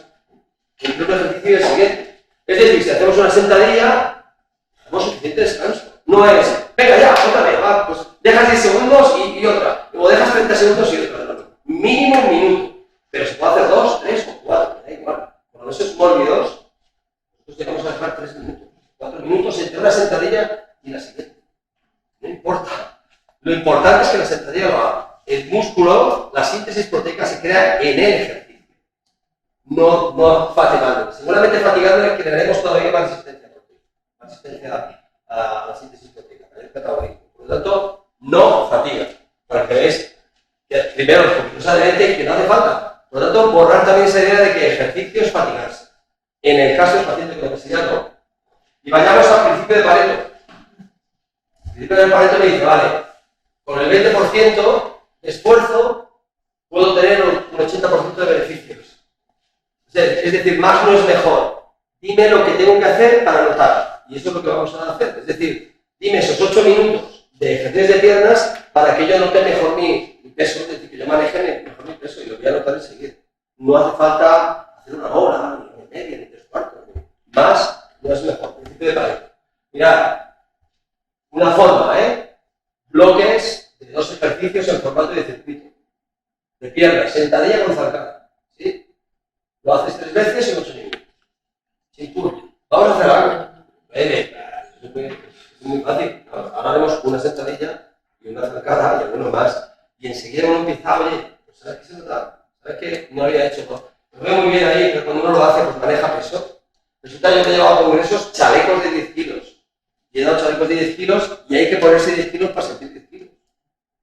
Y el paciente tiene 30, 40, 50, 60, 70 encima. Con una sentadilla con nuestro paciente no es fácil. De hecho, hay quien no la puede hacer. Quien no puede hacer ninguna. Y tendría que trabajar tensión. ¿Sí? Bueno, ejemplos hay un montón. Ejemplos muchos, ¿sí? Pacientes que van a disminuir masa grasa. En este tipo de esta paciente, Lucía, 47 años, en 100 días. En los primeros 50 días perdió 20 kilos con una cetogénica, una cetogénica, en los segundos 50 días perdió 15. Pero lo importante es que solo perdió 1,5 kg de masa. Eso es lo importante. ¿Sí? Por lo tanto, es evidente que lo importante también para este perdió 33 kilos de masa grasa. Pero esos solamente perdimos muy poco de masa magra. Por lo tanto, pudo no perder fuerza prácticamente, porque una persona que tiene poca fuerza y es una persona nueva. ¿Sí? Algunas cosas que se proponen, por ejemplo, bueno, ¿qué hago yo en mi casa para calentar? No hace falta que te pongas a correr por el comedor para ir al trabajo. Puedes hacer cualquier cosa muy suave, simplemente hay que subir temperatura corporal, ligeramente. No hace falta estar 10 minutos ni un cuarto de hora haciéndolo. Con 3 a 5 minutos es más que suficiente. Y es más, muchas veces los pacientes suben rápidamente frecuencia cardíaca y temperatura corporal, ya vale. ¿Sí? Se trata de calentar, no de hacer un cambio. ¿Sí? Es decir, hay ejercicios muy fáciles. Y a partir de aquí, sí. Cuando has dicho que sea cetogénica, ¿hablas de una cetogénica hiperproteica o de una cetogénica Proteinada, que es diferente de hiperproteica. Es decir, una hiperproteica es que le administras mucha más proteína, gramos por kilo corporal, de lo normal. Habría que discutir qué es lo normal. Y la proteinada es que le das la proteína que necesitas. tienes proteína, eso es proteinada. Entonces, en este caso, En este caso la proteinada. ah, Se está administrando de 1,2-1,4 gramos por kilo. Quien se crea que con 0,8 funciona está en el siglo XIX, ¿sí?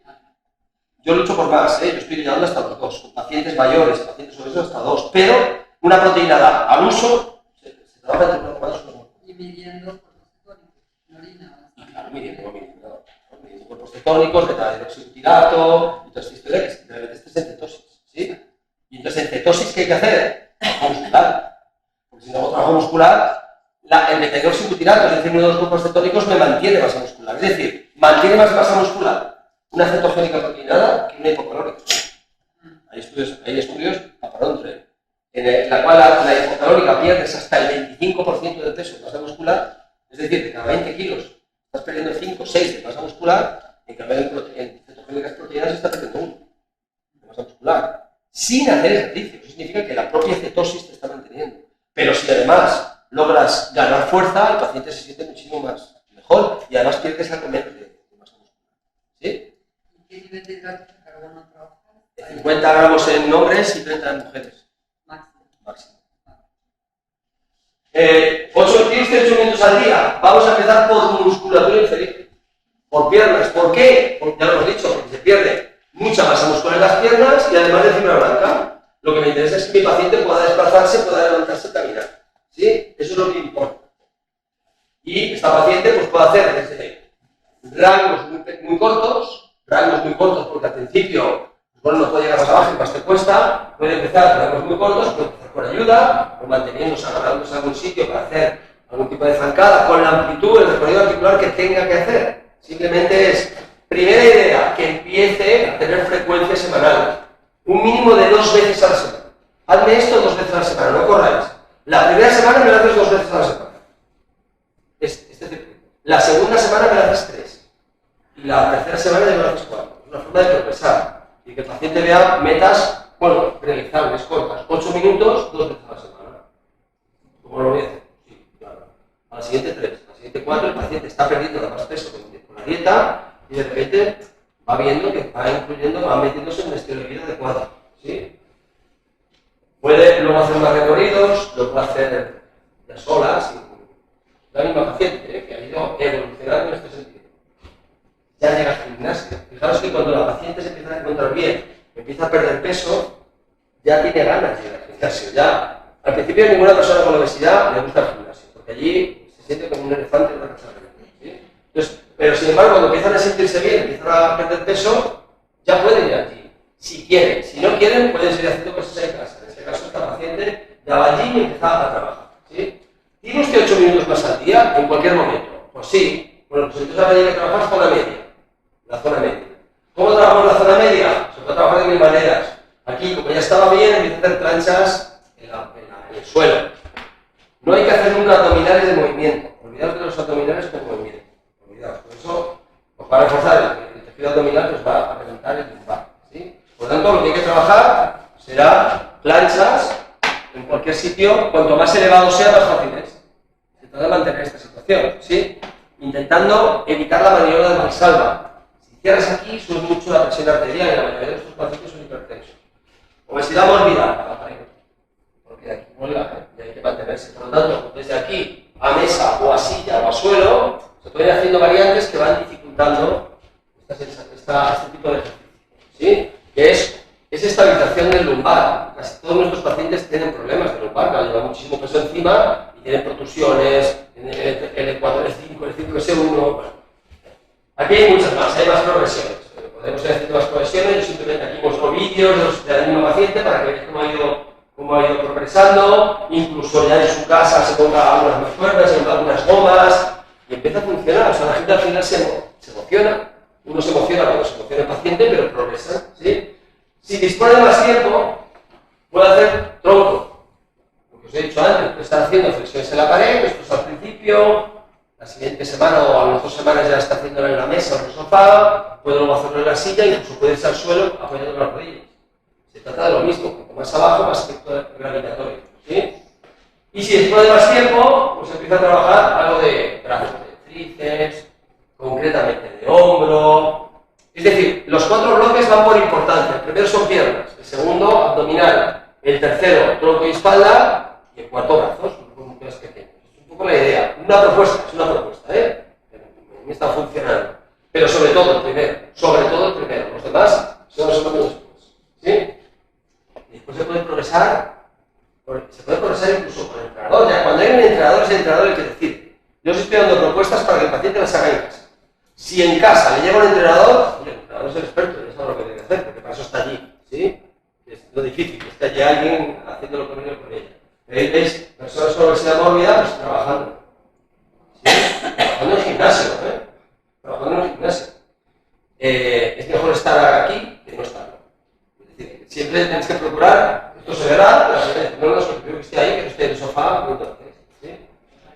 Fijaros cómo incluso con el entrenador se puede estar trabajando con pesas. Cuando este señor deja la pesa, se siente mucho más liviano. Estoy trabajando, fijaros, fuerza, que le llamamos fuerza máxima, que mejora la fibra blanca. Es decir, cuando vas subiendo de intensidad, hay dos formas de subir de intensidad. Subo peso, cogiendo más cuerdas o más peso, o lo hago más rápido. Significa que yo, si después de las sentadillas, con mi propio peso, quiero progresar, tengo dos posibilidades: o cojo dos mancuernas, o una banda elástica y cojo tensión, y voy contra la banda con las mancuernas, o simplemente lo intento hacer rápido. ¿Sí? Hago aquí y subo rápido. Eso trabaja fibra blanca, exactamente igual, una cosa que con otra. Por lo tanto, no quiero peso, pues a trabajar con intención de velocidad. Cada uno tiene su intención de velocidad. La máxima, que tú luego desde fuera lo ves lento ya, pero es que está metiéndole todo, ¿sí? Y eso significa que está reclutando fibra blanca. Si lo haces lentito, pues voy a hacer 30. Lento, está bien para empezar, pero para progresar uno tiene que buscar velocidad. Y en obesos también. Hay que acabar con la intención de velocidad. Dentro de que el objetivo sea sencillo, que sea seguro, técnicamente. Y algo más, que es que todos los profesionales sabemos que lo somos, pero el problema está en que nos tienen que pagar. Y entonces uno tiene que parecer que lo es. La mujer del César no solamente tiene que serlo, sino que tiene que parecerlo. ¿Sí? ¿Por qué os digo eso? Porque vales lo que creen que vales, no lo que tú crees que vales, sino lo que creen otros que vales, todos los que trabajan en tu y en este estudio se sabe que los pacientes que están con este médico se adhieren más al tratamiento que los que están con este médico. Sin decir que el médico es el más competente.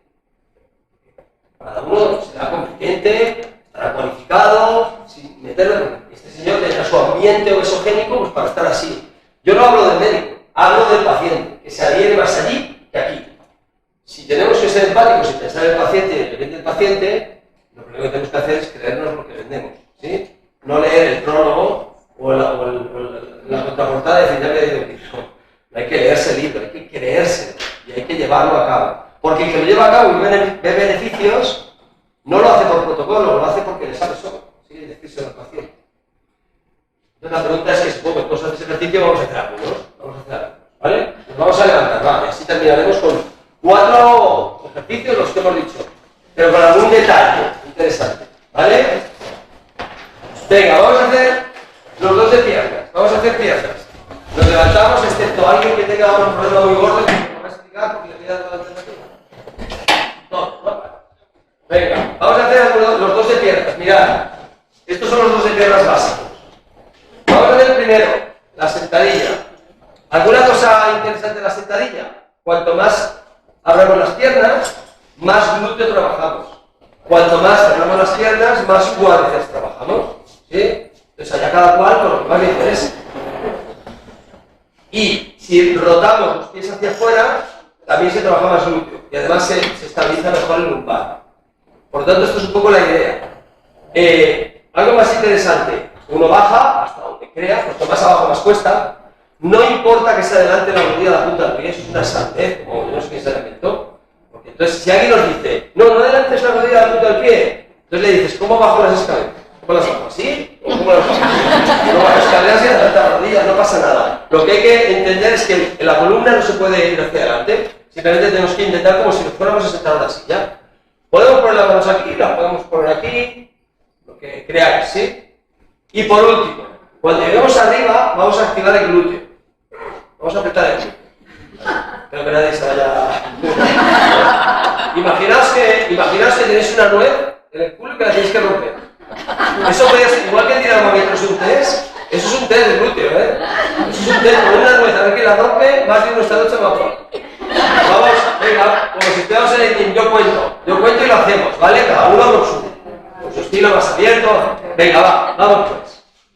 10, 9, 8, 9, 7, 6, 5, 4, 3, 2, 1. Vale.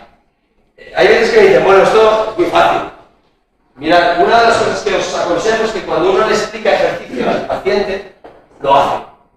Entonces, si lo haces, claro, dos cosas. Una, que el paciente alucine, no da crédito.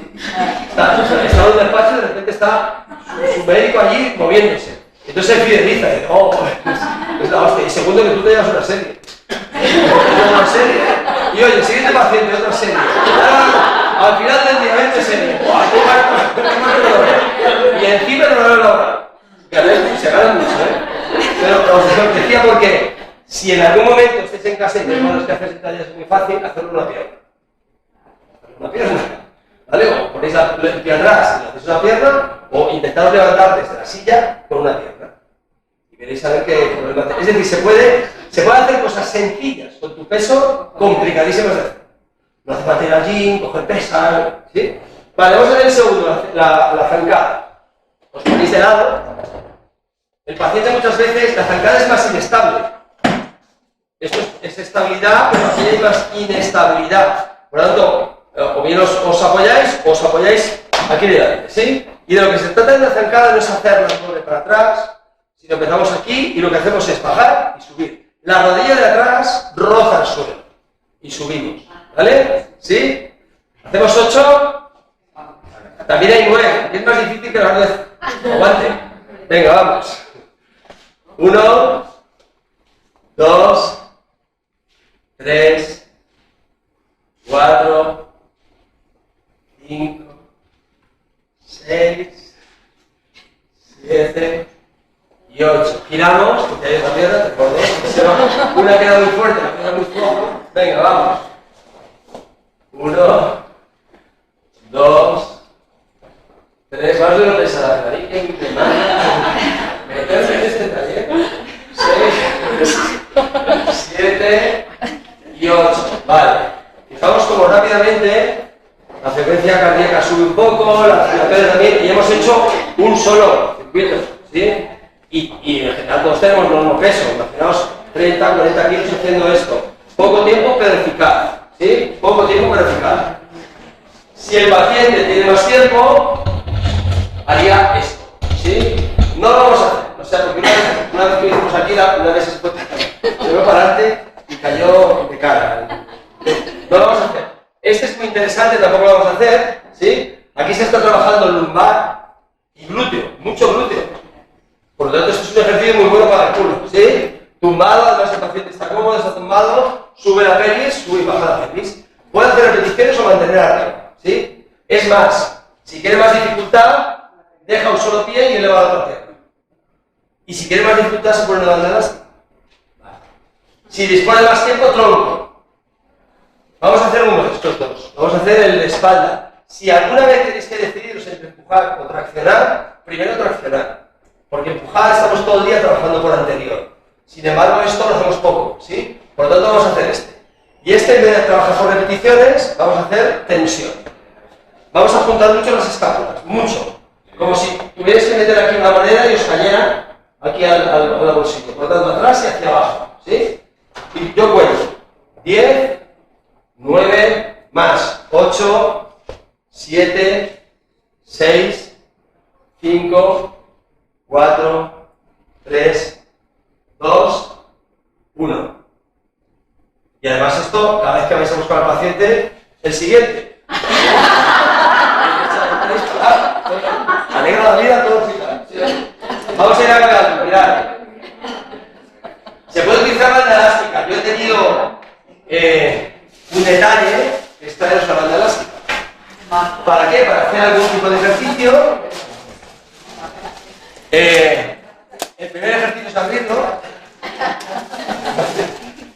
abrir la banda. Esta banda que la vamos a utilizar ahora un poco. Espero que cuando lleguéis a casa no la colguéis, se quede colgada para siempre, jamás. Es lo que pasa con las bicicletas estáticas y todo eso, que luego sirve para colgar la ropa. Sí.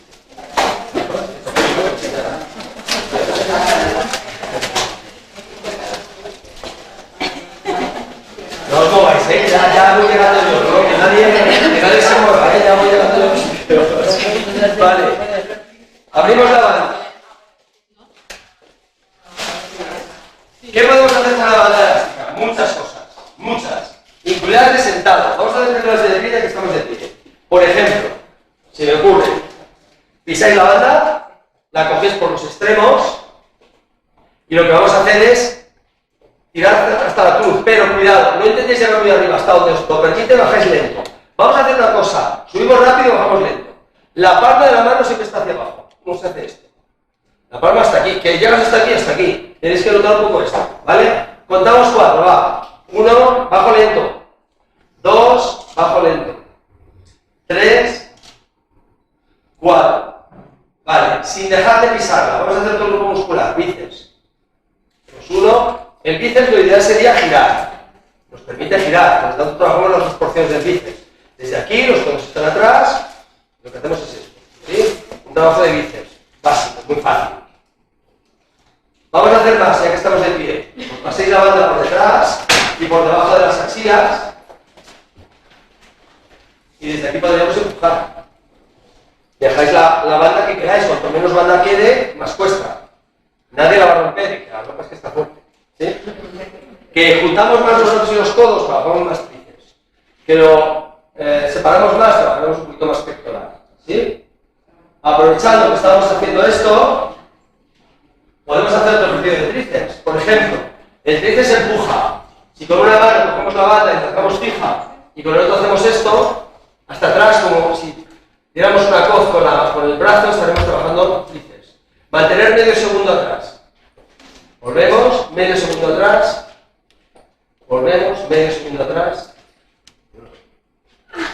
¿No? Pedir. Si no lo has pedido. Hacerlo con los brazos, que uno vaya a quedar muy tenso. ¿Vale? Dos ejercicios para tríceps. Mira, ya tenéis uno para tríceps, este para tríceps, ¿sí? Poneros por parejas, vais a hacer esto. Mira, espera. Simplemente, coge tuyo todo así. Cruzar las bandas, cruzarla, con el compañero que tenéis delante, y vais a hacer esto desde aquí, hacéis esto. ¿Vais? Se viene. ¿Va? Se viene, se juntan las escápulas, ¿sí? ¿Estáis todos? Vale. No hagáis lo que estáis pensando. No. Niños, no se os ocurra soltar la banda.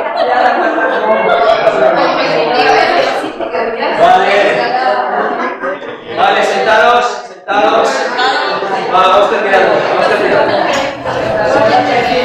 Mirad, si tenéis un paciente que tiene problemas, que es sobre este amorfia, que tiene muchos problemas articulares, que estar de pie le molesta, puede hacer muchas cosas de sentado. Todo lo hemos hecho. Yo paso la banda por detrás, puedo trabajar aquí. Si paso la banda por debajo, puedo estar trabajando aquí. ¿De acuerdo? Desde aquí sentado, puedo estar trabajando espalda. Puedo estar trabajando tríceps. ¿De acuerdo? Es decir, la banda lo que me procura es un material adherente para progresar. Hasta entonces hemos hecho peso corporal y ahora hacemos algo de banda. Incluso podemos llegar a que si el paciente ha estado haciendo sentadillas y también en su momento ha estado haciendo esto, puede hacer las dos cosas a la vez. ¿De acuerdo? Es decir, si debajo manejáis sentadillas o zancada y arriba podéis hacer otra cosa, estáis trabajando al mismo tiempo, dos cosas. Podemos hacer esto, podemos estar trabajando zancada, contracción, ¿de acuerdo? Zancada, elevación, zancada, transmisión. Imaginaros que se puede hacer en los swing si estoy trabajando sentadilla, zancada, combinado con otra cosa de la vida. ¿Sí? Por tanto, sentados, sentadilla más empuje, zancada más tracción. ¿Sí? Por último, el momento, es importante. Sabéis que ya existe la crononutrición, bueno, pues también existe el cronoejercicio. No es lo mismo hacerlo por la mañana que por la tarde, que después de comer, que antes de comer. En el campo de la obesidad, recomendación. Si se hace por la mañana, mejor. Si se hace por la mañana, mejor. ¿Por qué? Estimulas sistema simpático, sistema adrenalítico. Y por la noche duerme mejor el paciente. Cuanto más actives por la mañana, más activas el parasimpático por la noche. Si además lo puedes hacer al exterior, ideal. Si te da el sol, si ves la luz del sol, si tus ojos detectan el sol, están dando una orden de a las 14 horas de las mitocondrias que hay que segregar melatonina. ¿Sí? Por lo tanto, el tema de hacerlo por la mañana siempre es mucho más favorable que hacerlo por la tarde. Pero lo importante es hacerlo. ¿Sí? Por lo tanto, el paciente, ya verá cuándo lo hace. Bueno, pues lo haces. Oye, ¿cuándo lo hago? ¿Por la mañana o por la tarde? Si puedes por la mañana, ideal. Es más, yo siempre recomiendo que antes de irse a trabajar, pues uno hace, se levanta, hace sus cosas de, igual que se lava los dientes, exactamente igual. No hay que pensarlo, no hay que pensar, mañana veo si lo hago o no. El cerebro es perezoso. Si tú le permites al cerebro decidir si es sí o no, te dirá no. Si tú te dices, bueno, me lavo los dientes o no lo hago. Pues exactamente igual con el ejercicio. Uno no tiene que dudar, lo tiene que hacer automáticamente. Es cuando se convierte en un hábito. Mejor siempre por la mañana. Incluso ya hay pacientes que, lavándose los dientes, les digo que va a ser 3 días. Sí, se puede aprovechar en cualquier momento. Bueno. En definitiva, al final el mensaje es que lo incluirá, que le tenéis que incluirlo como medicamento que es. Un medicamento con su dosis y con sus beneficios, ¿sí? Y que también puede tener perjuicios, por lo tanto hay que saber qué tipo y cómo. ¿De acuerdo? Y sabéis que esto es largo. Y no importa si el vaso lo ves medio lleno o medio vacío, sino si lo estás llenando o lo estás vaciando. Es un proceso largo, no tanto de pérdida de peso, sino luego de mantener ese peso, ¿sí? De mantener a la larga ese peso. Por lo tanto, bueno, ser pacientes, como educadores que sois, pues hay que ser paciente y entender mucho al paciente. ¿Sabes? Antes de iros, ahí tenéis mi email para cualquier duda que tengáis, os he traído un librito, que os lo regalo, que es precisamente prescripción de ejercicio de obesidad, ¿vale? Al final del libro tenéis ejercicios. Está hecho con anillas precisamente para que podáis hacer con la fotocopia. Está hecho con letra muy pequeña. Ha salido la letra muy pequeña, pero como todos tenéis por la vista, pues ya haremos otra tirada con la letra más grande, ¿vale? Pero os lo doy. Y así os acordáis de mí cuando veáis ahí con cosas de Felipe, con respecto a esto en la propaganda mejor, la pregunta es, ¿ayunas? En ayunas. En obesidad en ayunas yo no lo recomiendo. ¿Por qué? Nuestros pacientes son hipercortisolémicos. Tienen el cortisol muy elevado. Si lo hacemos en ayunas, destruimos tejido muscular. ¿Se gasta más grasa en ayunas? Sí. ¿Se gasta más músculo en ayunas? Sí.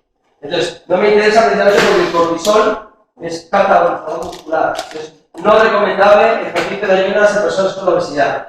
Cuando llega sobrepeso, o incluso un normopeso, en personas que están ligeramente acondicionadas, ya es interesante. Eso sí, siempre a una intensidad moderada, que nunca llega a activarse la vía glucolítica, sino solo la lipolítica. Por lo tanto, ejercicio en ayunas en personas no obesas, sí, interesante, intensidad moderada. ¿Sí? Y hoy, claro que desayunan después. Y otra cuestión, cuando se habla de ayunas, siempre se entienden los 3 macronutrientes. Yo siempre recomiendo que se haga una ayuna sobre todo de hidratos y grasas, que son los combustibles energéticos. Y por lo tanto, si colocamos ese combustible, no vamos a gastar grasa, pero sí la proteína.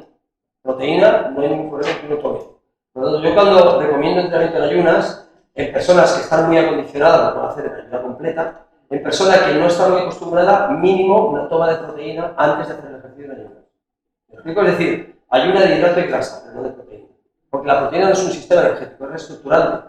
Solo se convierte en sistema energético en cuestiones de supervivencia. Pero es interesante hacer ayuno con un batidito o incluso o unas clases de huevo. O sea, evitando tener un sistema energético previo que te evite la lipólisis. Pero con cuidado, es decir, la respuesta adecuada para cualquier pregunta es depende. Entonces, en obesidad, ayuno no.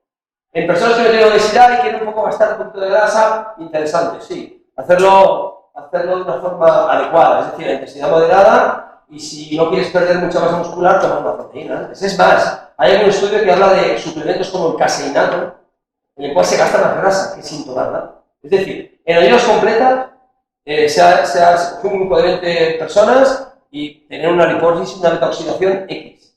Tomando caseinato, tiene lo mismo y gastaron más grasa. O sea que incluso hay veces que la toma de un suplemento proteico, como es el caseinato, que es micelar, por lo tanto va más lento, proporciona una mejor consistencia muscular y más gasto de grasa. Pero son como rizar el rizo, son cuestiones. Lo principal hoy es que nuestro paciente se adhiera al ejercicio con algún tipo de estrategia, que lo tengáis siempre en cuenta. Que no digáis, bueno, si lo hacen bien, si no, porque forma parte del estilo de vida. ¿Vale? Queda a vuestra disposición para lo que queráis, me escribís. Venga.